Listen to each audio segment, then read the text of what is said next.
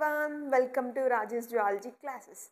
So today's 8 marks question for intermediate second year, male reproductive system.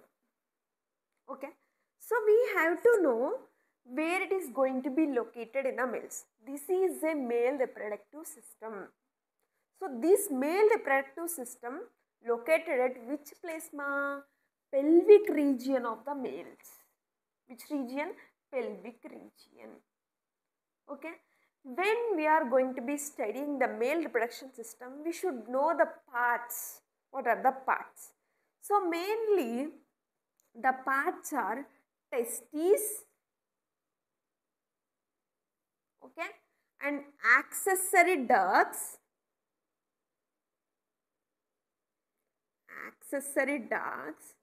and next what? Glands. After that we have to know external genitalia.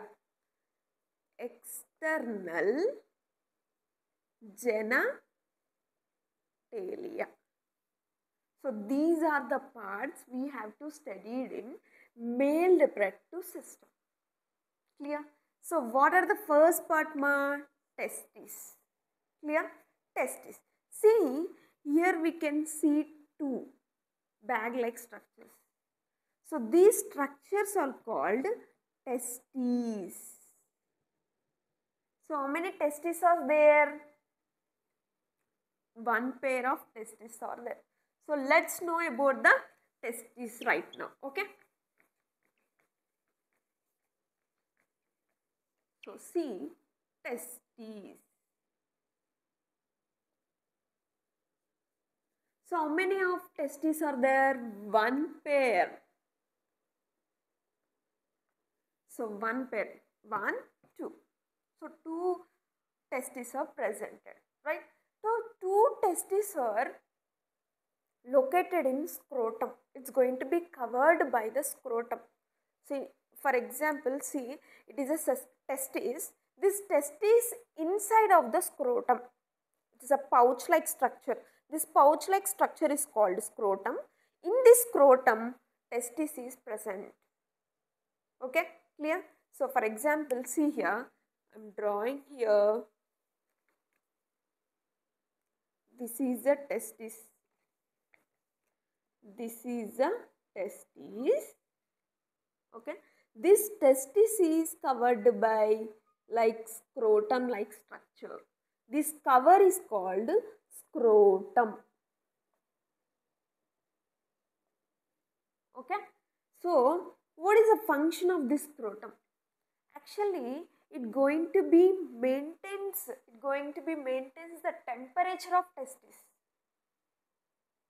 Okay, see, actually normal human being normal temperature 37 degrees Celsius. Okay, so అంతకంటే తక్కువ temperature అంటే normal human being temperature కంటే కూడా తక్కువ maintain చేస్తుంది అనమాట. అంటే ఈ టెస్టిస్కి తక్కువ టెంపరేచర్ ఉండేలాగా మెయింటైన్ చేసేది ఏది అంటే స్క్రోటమ్. ఎందుకు మేడం తక్కువ టెంపరేచర్ ఉండాలి అంటే spermatogenesis occurs in the testis. Spermatogenesis అంటే ఏంటి అంటే స్పర్మ్ ఫార్మేషన్ ఎక్కడ జరుగుతుంది అంటే టెస్టిస్లో. మేడం స్పర్మ్స్ ఏంటి అనొద్దు, మళ్ళీ మేల్ గ్యామెట్స్ ఏంటి? Sperms, right? ఆ స్పర్మ్ ఫార్మేషన్ ఎక్కడ జరుగుతుంది? టెస్టిస్లో జరుగుతుంది. సో స్పర్మ్ ఫార్మేషన్ జరగాలి అంటే తక్కువ టెంపరేచర్ ఉండాలి, వెరీ లో టెంపరేచర్. అంటే ఎంత టెంపరేచర్ మెయింటైన్ చేస్తుంది అంటే it's going to be maintain 2.5 degrees Celsius టెంపరేచర్ని మెయింటైన్ చేస్తుంది, ఆర్ దానికంటే తక్కువ అనమాట.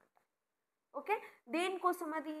To form a sperms inside of the testis. That is the function of this scrotum. Clear? Clear. And next, inside of this testis, this is a testis, right? You can see here many lobe-like structures. This is a lobe, this is a lobe, this is a lobe, this is a lobe, right? So inside of the testis having n number of lobes, nearly 250 lobes. This lobe-like structures.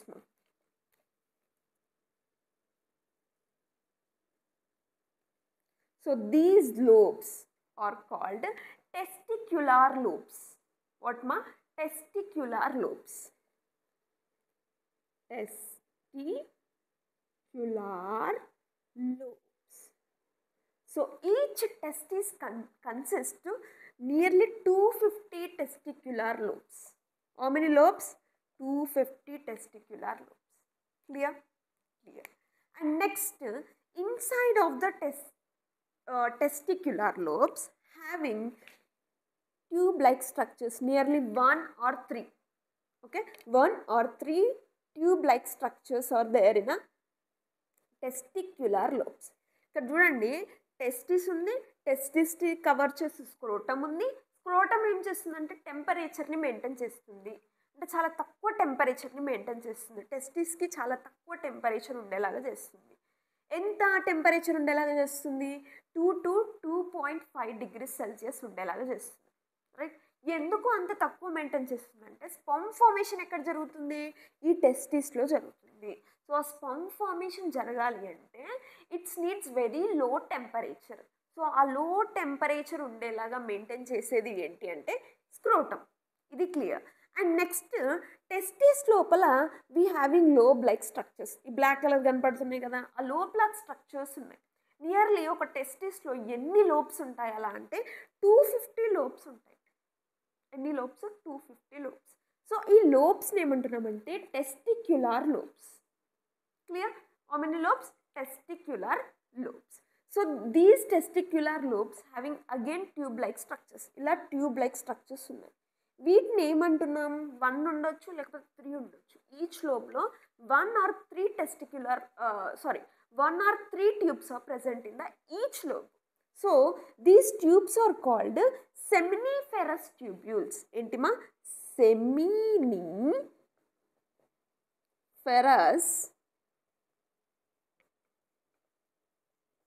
Tubules. Clear?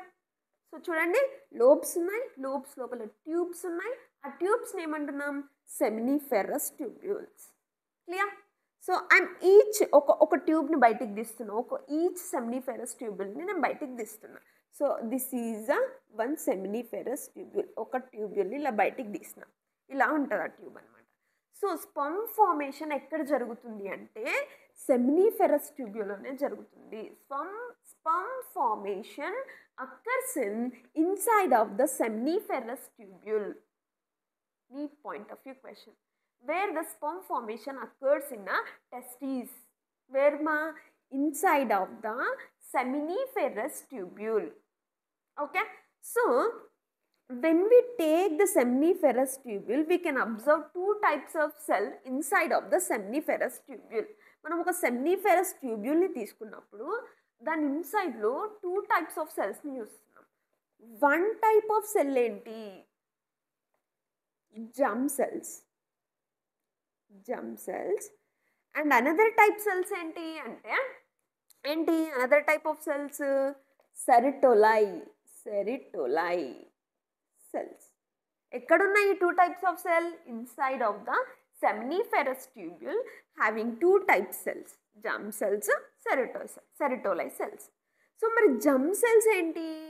ఈ జమ్ సెల్సే meiotic division చేసి sperms లాగా form అవుతాయి. ఈ జమ్ cells undergoes the meiotic division and forms the sperms. Okay, what is the function of seritolai cells here? So this seritolai cells gives the nutrition to sperms. Clear? So చూడండి, germ cells ఏమో meiotic division చేసి sperm సెల్స్ని form చేస్తాయి. Sertoli cells ఏమో ఆ sperm సెల్స్కి nutrition ఇస్తాయి. So NEET point of view question ఏంటంటే which cells are giving nutrition to the sperms? Which cells మా? Sertoli cells. మరి సెరిటోలై సెల్స్ ఎక్కడ ఉన్నాయంటే సెమినిఫెరస్ ట్యూబ్యూల్.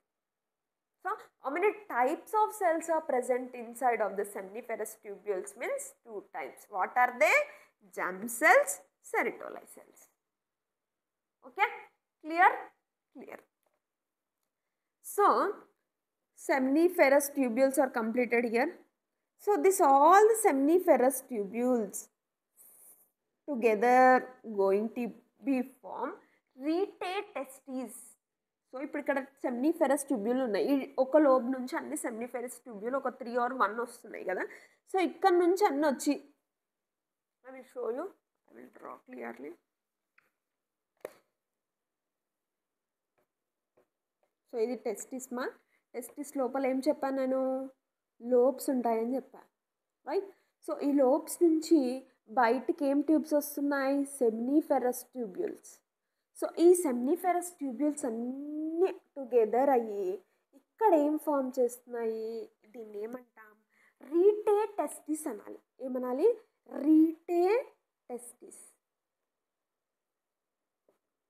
క్లియర్? ఓకే, చూడండి టెస్టిస్, ఇక్కడ ఉన్న లోబ్స్ని, ఇక్కడ లోబ్స్ కనబడుతున్నాయి కదా, these lobes are called testicular lobes. Each testicular lobes gives rising that seminiferous tubules. Seminiferous tubules together going to be forming retate testes. ఏంటది, retate testes. This is all about testis ma. Okay.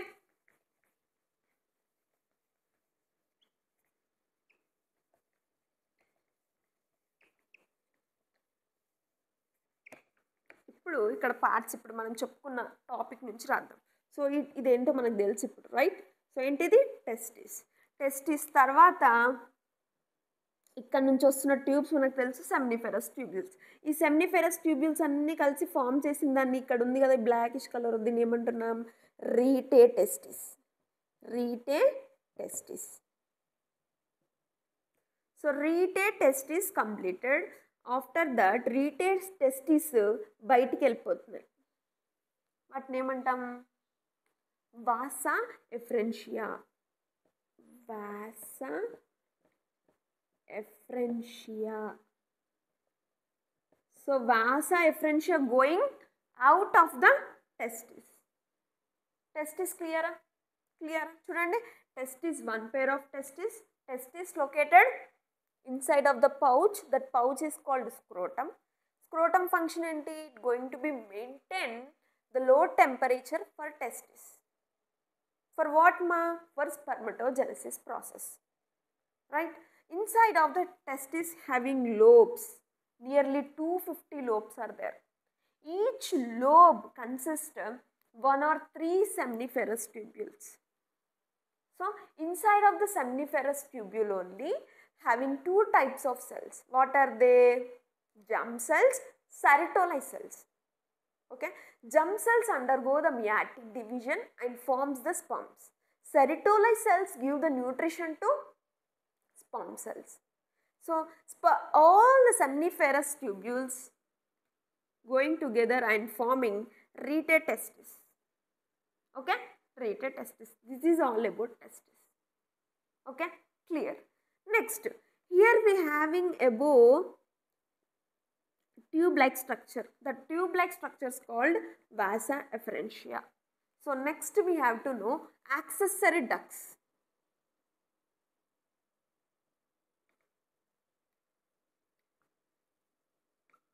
So next ఏంటమ్మా, accessory ducts. Testes are completed. Now we have accessory ducts. See, here we can see tube-like structures. These tube-like structures are vasa efferentia. We can write here vasa efferentia. After that, this long tube, and we are also having this structure. This structure called epididymis. Epididymis. So this is also accessory ducts. Epididymis. Okay. Next, this long tube, epididymis to continuous this long tube. Epididymis నుంచి ఇక్కడ నుంచి continue ఒక long tube ఉంది కదా, దీన్ని ఏమంటాం, వాసా డిఫరెన్షియా. వాసా deferentia. So next ఏంటి, vasa differentia. Okay, see accessory డక్ట్స్లో ఏమేమి వస్తున్నాయి ఇప్పుడు మనకి. See we have to see in the one's clarification. Okay, చూడండి ఇక్కడ ఉన్నది ఏమని చెప్పా, ఇక్కడ ఏం ఫామ్ అయింది, rete testis. Rete testis to vasa efferentia. Vasa efferentia epididymis. Epididymis to this long tube is vasa differentia. So retate-testis also accessory ducts. Retate-testis. Clear? Clear? చూడండి accessory డక్ట్స్లో మనకు రీటేటెస్టిస్ వచ్చింది. రీటేటెస్టిస్ ఓపెన్స్ ఇంటూ వాట్ మా, వాసా ఎఫ్రెన్షియా. ఇక్కడ ట్యూబ్స్ ఉన్నాయి కదా ఇవి. ఈ వాసా ఎఫ్రెన్షియా ఓపెన్స్ ఇంటూ వాట్ మా, ఎపిడిడైమిస్. ఇక్కడ ఒక బ్యాగ్ లాగా ఇట్లా కనపడుతుంది. సో అదేంటి, epididymis. Epididymis to again we having long tube like structure. The tube like structure is called vasa differentia, not efferentia, vasa differentia. Okay, these are the accessory ducts. Clear? మీరు ఈ steps గుర్తుపెట్టుకోవాలమ్మా. NEET point of view క్వశ్చన్లో మనకి ఇట్లా sequence అడుగుతారు. First ఏంటి, first seminiferous tubules, rete testis, epididymis, తర్వాత ఏంటి ఎపిడిడైమిస్ టు వాసా డిఫరెన్షియా. ఇలా సీక్వెన్స్ వస్తుంది. ఆ సీక్వెన్స్ని మీరు గుర్తుపెట్టుకోవాలి. ఏంటి, ఫస్ట్ ఏమొచ్చిందమ్మా, rete testis. Rete testis to vasa efferentia. Vasa efferentia to epididymis. Epididymis to vasa differentia. Clear? ఈ సీక్వెన్స్ మీకు గుర్తుండాలి. సీక్వెన్స్ రాంగ్గా ఇచ్చి సీక్వెన్స్ కరెక్ట్గా చేయమని చెప్తారనమాట. ఓకే, ఇంకేంటి ఇప్పుడు చూడండి మనకు స్పర్మ్ ఫార్మేషన్ ఇక్కడ జరిగింది. ఇప్పుడు స్పర్మ్ ఫార్మేషను ఫస్ట్ ఎక్కడికి వెళ్ళాలి, రీటేటెస్టిస్. రీటేటెస్టిస్ నుంచి ఎక్కడికి వెళ్ళాలి, వాసా ఎఫ్రెన్షియా. వాసా ఎఫ్రెన్షియా నుంచి ఎపిడిడైమిస్. ఎపిడిడైమిస్ నుంచి వాసా డిఫరెన్షియాలోకి వెళ్తుంది. క్లియర్? సో ఈ ఎపిడిడైమిస్ కోసం ఒకసారి కొంచెం చూద్దాం. What is epididymis?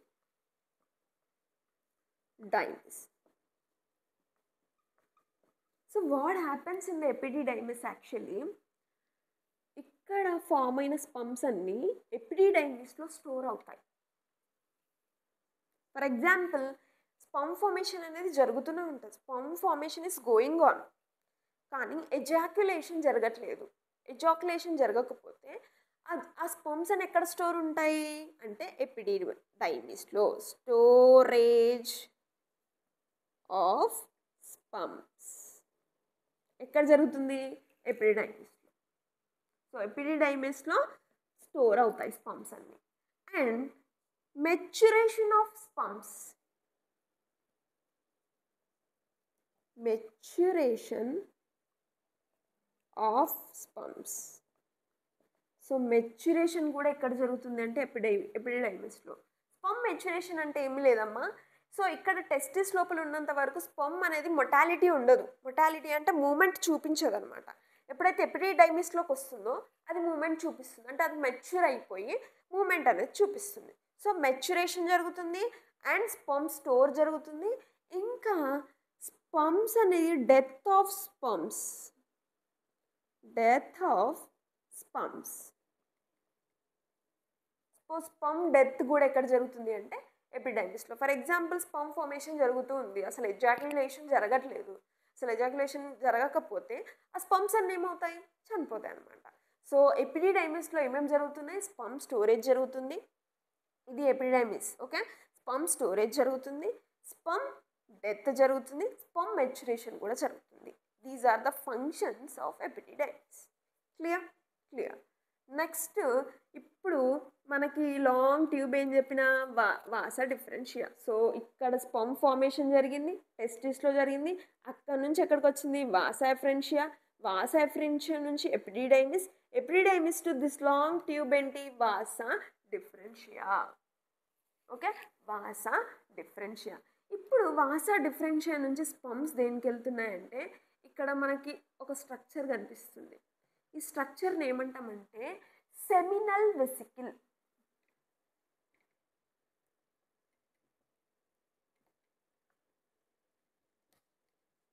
ఏమనాలి, seminal vesicle. So these pumps now entering into seminal vesicle. Epididymis complete అయిపోయింది. నెక్స్ట్ వచ్చేది ఏంటంటే మొత్తం గ్లాండ్స్ చూద్దాం.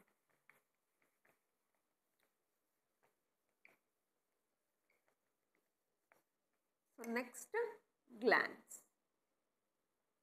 ఇప్పుడు వాసా ఎఫరెన్షియా ఎక్కడికి వెళ్ళింది? ఒక క్యావిటీలో ఒకలాగా ఉంది. ఇది ఆ క్యావిటీలోకి ఎంటర్ అయింది. దాన్ని ఏమంటున్నామంటే సెమినల్ వెసికిల్ అనాలి. ఏమనాలి? Seminal vesicle. What happen in the seminal vesicle? అసలు ఏమవుతుంది సెమినల్ వెసికిల్లో చూద్దాం. సో స్పమ్ ఇప్పుడు ఎక్కడికి వచ్చింది? సెమినల్ వెసికిల్లోకి వచ్చింది. వచ్చిన తర్వాత ఇక్కడ స్పమ్స్ ఇక్కడికి వచ్చిన తర్వాత ఏమవుతుందంటే ఈ సెమినల్ వెసికిల్ సీమెన్ని ప్రొడ్యూస్ చేస్తుంది, ఒక ఫ్లూయిడ్ని ప్రొడ్యూస్ చేస్తుంది అనమాట. So it's going to be produce siemens.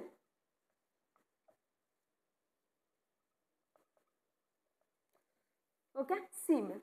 So this semen contain fructose. ఏంటిమా? Fructose. So this fructose gives the nutrition to the sperm. Okay, ఈ ఫ్రక్టోస్ దేనికి? స్పర్మ్కి న్యూట్రిషన్ లాగా యూజ్ అవుతుంది అనమాట. ఇప్పుడు స్పర్మ్స్ అన్నీ ఎక్కడికి వచ్చినాయి? సెమినల్ వెసికిల్కి వచ్చినాయి. ఇప్పుడు ఈ సెమినల్ వెసికిల్ ట్యూబ్ అనేది మళ్ళీ కింది దాంట్లో యాడ్ అవుతుంది. This is seminal vesicle. ఇది సెమినల్ వెసికిల్. సో ఈ వాసా డిఫరెన్షియా ఈ సెమినల్ వెసికిల్ ఇది ఉంది కదా, దీంట్లోకి యాడ్ అయిపోయింది. యాడ్ అయిపోయిన తర్వాత ఈ వాసా డిఫరెన్షియా ఇక్కడ ఇస్తున్నా చూడు. ఇప్పుడు వాసా డిఫరెన్షియా వచ్చింది. కిందనే ఏముంది అంటే ఇలా ఏముంది? కిందనే సెమినల్ వెసికిల్ ఉంది. సో ఈ వాసా డిఫరెన్షియా ఈ సెమినల్ వెసికిల్ రెండు ట్యూబ్స్ కలిసి ఏం ఫామ్ అవుతాయంటే ఎజాక్యులేటరీ డక్ట్ ఫామ్ అవుతాయి. ఏం ఫామ్ అవుతాయి? Ejaculatory duct. Seminal vesicle tube and this vasa differentia tube both together going to be form ejaculatory duct. ఇక్కడ ఎజాక్యులేటరీ డక్ట్ ఫామ్ అయింది. ఓకే, క్లియరా? ఇక్కడ చూడండి, మీకు అర్థం కాకపోతే ఈ వాసా డిఫరెన్షియా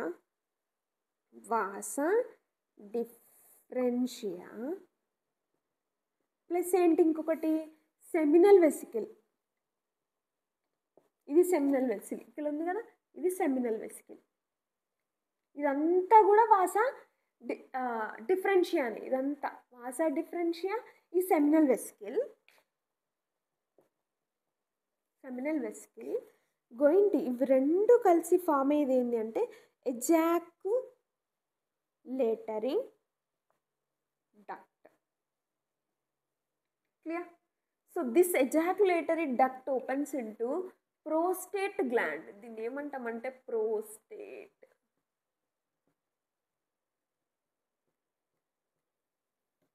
ఓకే, ఇప్పుడు ఇక్కడ సెమినల్ వెసికల్ సీక్రెషన్ చేసిన ఫ్లూయిడ్ ప్లస్ పంప్స్ కలిసి ఎక్కడికి వచ్చినాయి? ప్రోస్టేట్లోకి వచ్చినాయి, ప్రోస్టేట్ గ్లాండ్లోకి వచ్చినాయి. అసలు ప్రోస్టేట్లో ఏమవుతుందో చూద్దాం ఇప్పుడు.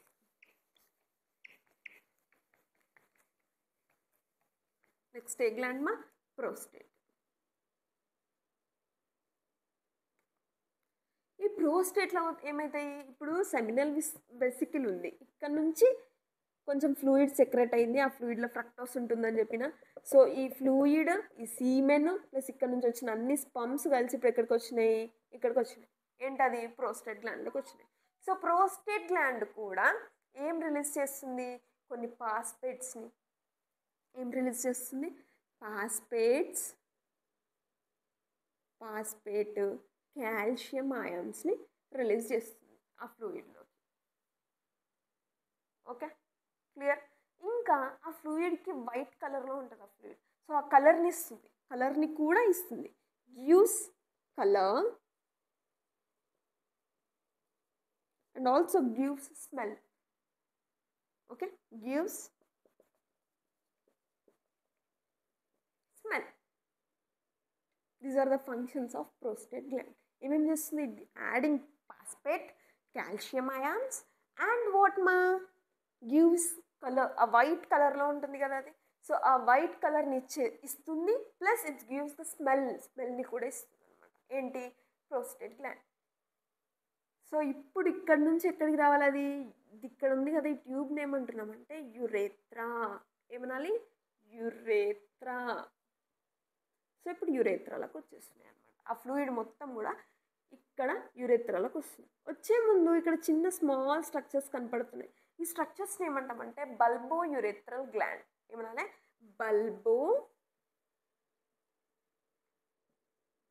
బల్బో యురేత్రల్ గ్లాండ్. ఓకే. సో మరి బల్బో యురేత్రల్ గ్లాండ్ ఏం చేస్తుందో చూద్దాం.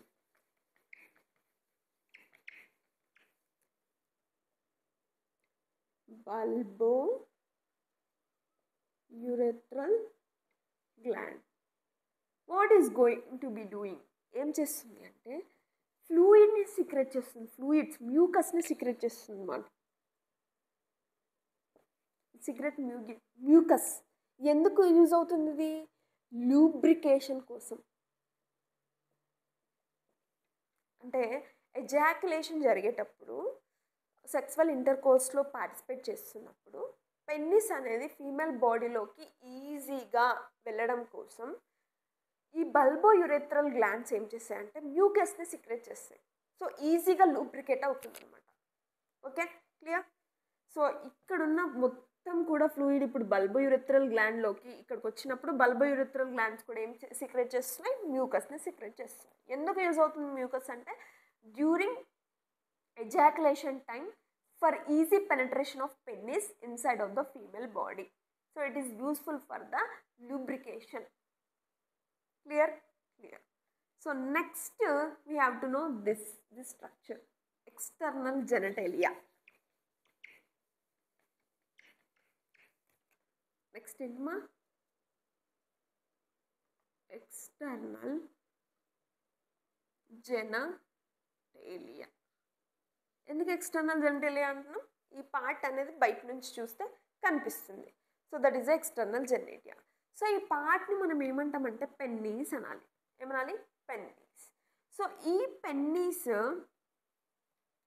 ఎరెక్షన్ అంటే ఎజాక్యులేషన్ చేస్తుంది.